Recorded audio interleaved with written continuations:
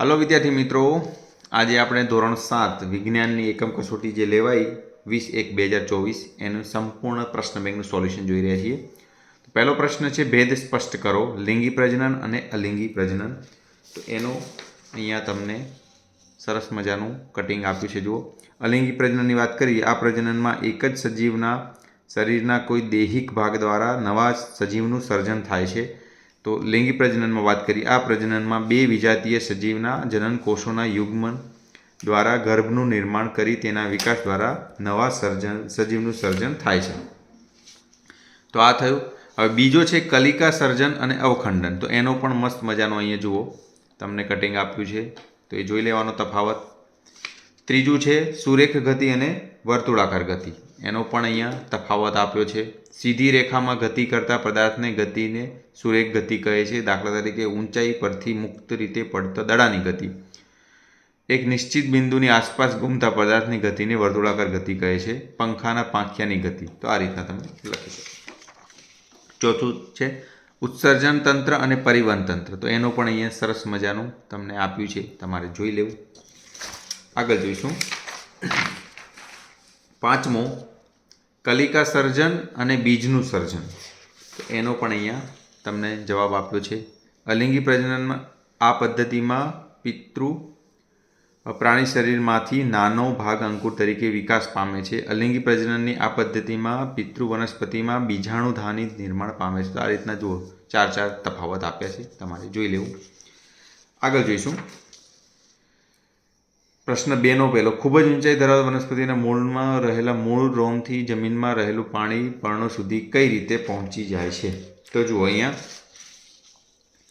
જવાબ આપ્યો છે એનો. વનસ્પતિ પાણી અને ખનિજ ક્ષારો વહન માટે નળી જેવી વાહિનીઓ ધરાવે છે. આ વાહિનીઓ ચોક્કસ પ્રકારની કોષોની બનેલી હોય છે, તેને વાહન પેશી કહે છે. તો આ રીતનું જુઓ, અહીંયા તમે બધું જ લખી દેવાનું. એની આકૃતિ પણ અહીંયા આપી છે, તમારે જોઈ લેવી. ચલો આ જોઈશું. બીજો છે ગરમીના દિવસોમાં પહેરેલા કપડા પર સફેદ ધબ્બા શા માટે જોવા મળે છે? તો એનો પણ અહીંયા જવાબ છે. મૂત્ર એ નળી જેવી મૂત્રવાહિનીઓ દ્વારા અને ક્ષાર હોય છે. ઉનાળામાં આપણા કપડા પર સફેદ ધબ્બા જોવા મળે છે, ખાસ કરીને બગલના ભાગમાં જોવા મળે છે. આ નિશાની પરસેવામાં હાજર ક્ષાર, એટલે ક્ષાર જે છે એના કારણે જ એ ધબ્બા આપણને જોવા મળે છે. બરાબર. આગળ જઈશું. ત્રીજો પ્રશ્ન છે બીજાણુ સર્જન વડે થતું અલિંગી પ્રજનન સમજાવો. તો એનો સંપૂર્ણ જવાબ તમને અહીંયા આપ્યો છે. અહીંથી લઈને અહીંયા સુધી તમારે જોઈ લેવાનો. ચોથો છે વનસ્પતિક પ્રજનન એટલે શું સમજાવો. તો અહીંયા જ તમને આખો જવાબ આપ્યો છે. વનસ્પતિક પ્રજનન કહે છે. બરાબર. પાંચમું છે પુષ્પમાં પરાગનયન એટલે શું, તેના પ્રકારો આપી સમજાવો. તો પુષ્પમાં પરાગનયન એટલે શું એ જુઓ, આખું જ તમને અહીંયા લખાણ આપ્યું છે. પરાગનયન કહેવાય છે. બરાબર. અને એના પ્રકારની વાત કરીએ તો સ્વપરાગનયન અને પરપરાગનયન એનું પણ અહીંયા તમને આપ્યું છે. અને બંનેની આકૃતિ પરપરાગનયન અને સ્વપરાગનયન એ પણ આપી છે. ચલો આગળ જોઈશું. છઠ્ઠો છે ગુલાબ બટાકામાં કલિકા સર્જનની ઘટના સમજાવો. તો એ તમને અહીંયા ચોપડીમાં આપ્યું જ છે. બરાબર.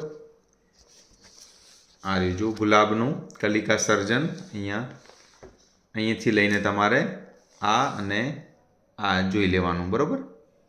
જો આ સરસ મજાનું અહીંથી અહીંયા આપ્યું છે. કલિકા સર્જનની આખી જ કઈ રીતના થાય છે અહીંયા આપ્યું જ છે. અહીંથી અહીં લખી દેવાનું. ઓકે. આગળ જોઈશું. 7 નંબર છે ઓક્સિજન યુક્ત અને કાર્બન ડાયોક્સાઇડ યુક્ત રુધિર ભેગું ન થવાનું કારણ સમજાવો. તો એનું જોઈશું આપણે. અહીંયા જુઓ, અહીંથી લઈને અહીંયા સુધી તમારે જવાબ લખી દેવાનો. બરાબર.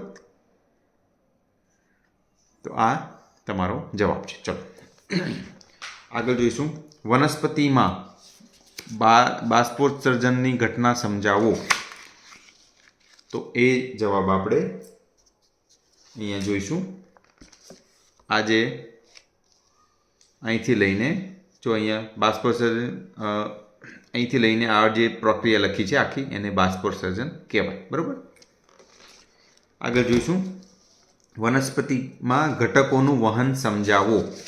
તો એનો જવાબ પણ તમને અહીંયા આપ્યો છે. જુઓ, અહીંથી લઈને પાણી અને પોષક તત્વોનું શોષણ કરે છે અને પર્ણો સુધી પહોંચાડે છે.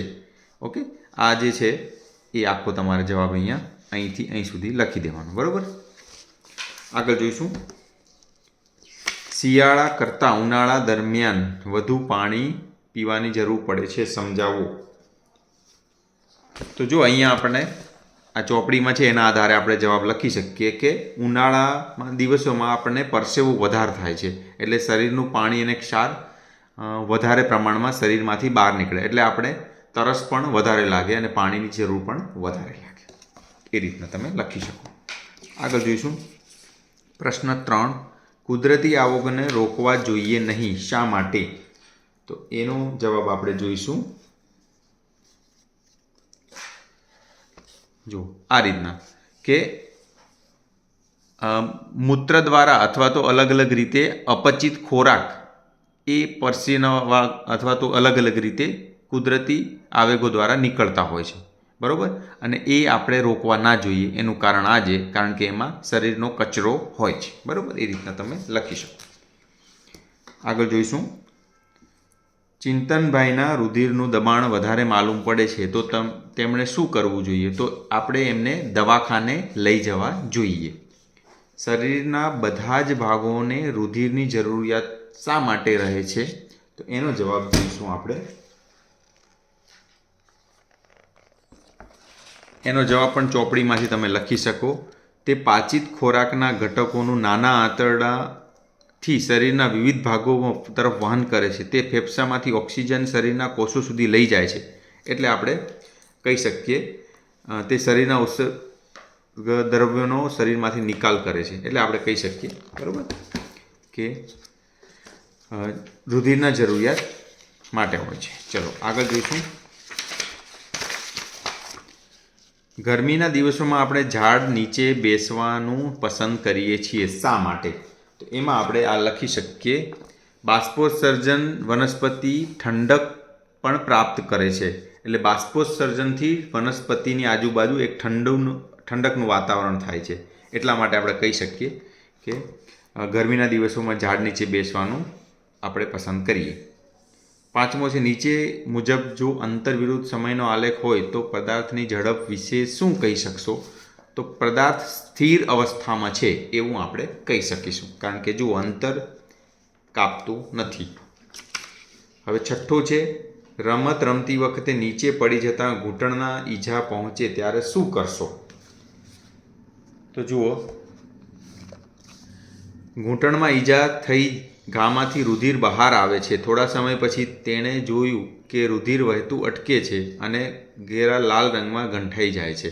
તો એમાં કંઈ કરવાની જરૂર નથી. જો વધારે લાગ્યું હોય તો જ તમારે ડૉક્ટર જોડે જવાનું, બાકી તો એમને રુધિર ગંઠાઈ જાય અને મટી જાય.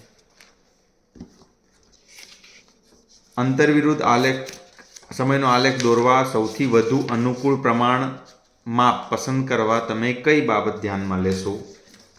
તો એમાં જોઈ શકાય આ 3 મુદ્દા છે જે તમારે ધ્યાનમાં લેવાના. તો અહીં સરસ મજાના ચોપડીમાં આપ્યા છે આ 3 મુદ્દા, એ તમારે લખી લેવાના. આગળ જોઈશું ગુલાબનો નવો બાળ છોડ ઉછેરવા તમે શું કરશો? તો એમાં પણ આપણે અહીંયા તમને આપ્યું જ છે. જો આ રહ્યું અહીંથી અહીંયા એ જે આપ્યું છે એ પ્રોસેસ આપણે ફોલો કરવાની. અહીંયા લખાણ આપ્યું જ છે. બરાબર. ચલો આ પણ કમ્પ્લીટ. જો તમારી પાસે ઘડિયાળ ન હોય તો તમે 1 મહિનાનો સમય ગાળો કેવી રીતે નક્કી કરશો? બરાબર. તો એનો પણ સરસ મજાનો જવાબ તમને ચોપડીમાંથી પણ મળી જશે ને એમને પણ તમે લખી શકો છો. જો એક સૂર્યોદય બાદ બીજો સૂર્યોદય સુધીના સમયગાળાને 1 દિવસ કહે છે. તે જ રીતે એક અમાસ પછી બીજી અમાસ વચ્ચેના માપેલા સમયને 1 માસ કહે છે. એટલે 1 અમાસ અને ફરીથી એક બીજી અમાસ આવે ત્યાં સુધીનો આપણે કહી શકીએ કે 1 મહિનો થયો.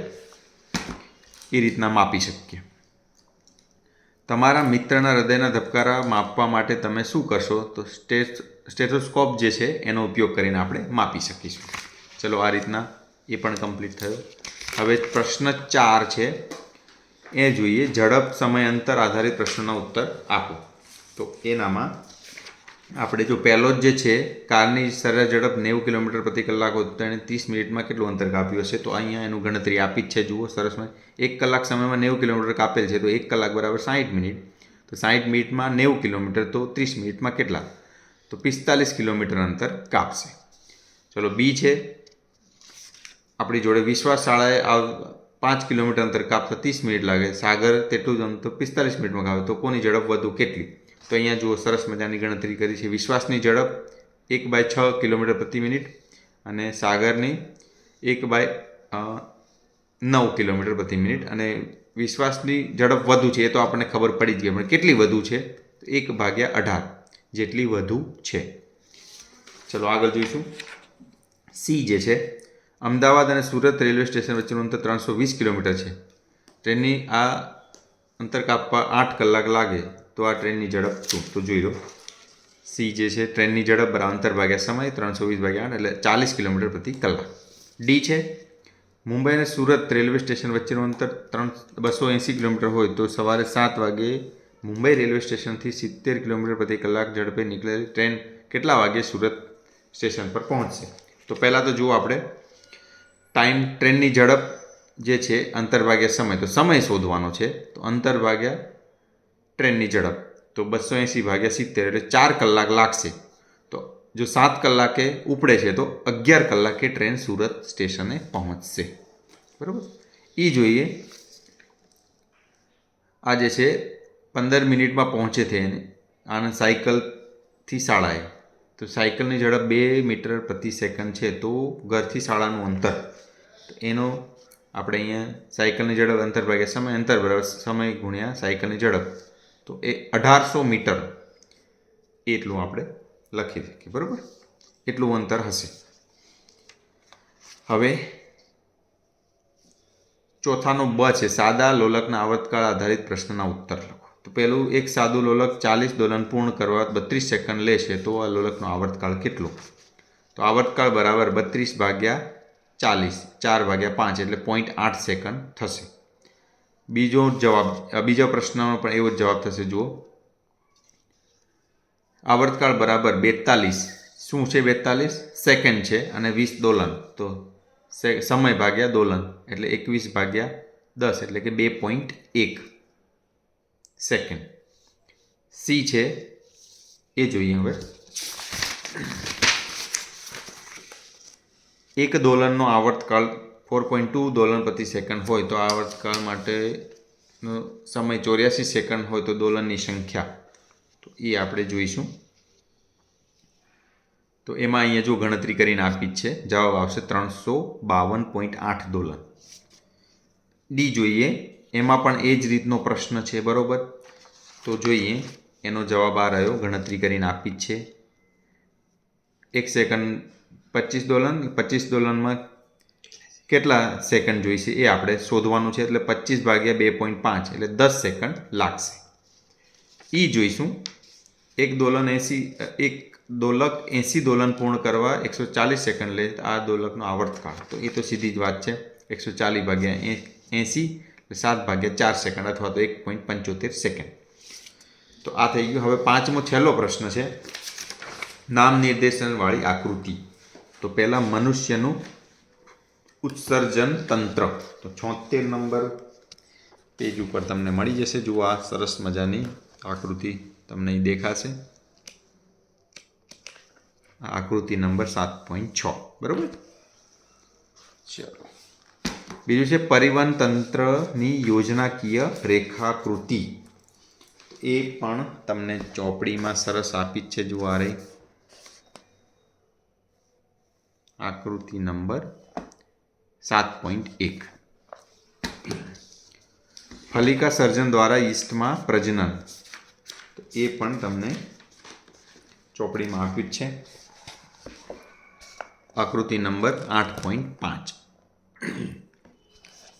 આગળ જોઈશું ફૂગમાં બીજાણુનું સર્જન, તો એ પણ તમને ચોપડીમાં જ મળી જશે.